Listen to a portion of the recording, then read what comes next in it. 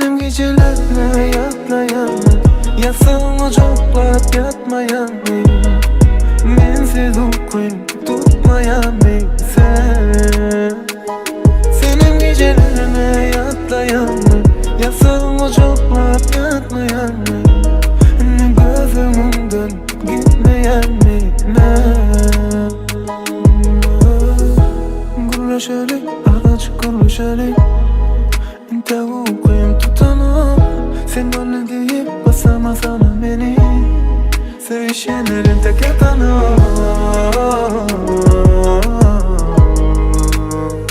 olur yatanı.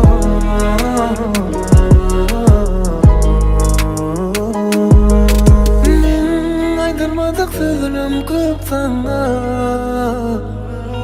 Yöne sen iki ceza diye aytmanı. Senin gecelerine yatmayan mı? Yasağımı çoklap yatmayan mı? Mensiz uykum tutmayan mı sen? Senin gecelerine yatlayan mı? Yasağımı çoklap yatmayan mı?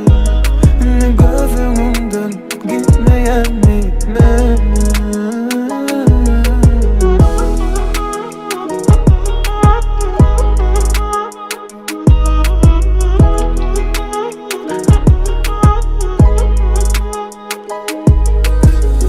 Keyfim kök men, gurlaştan sen ölen köp men. Gurlacak men, yine biraz atı çeksin.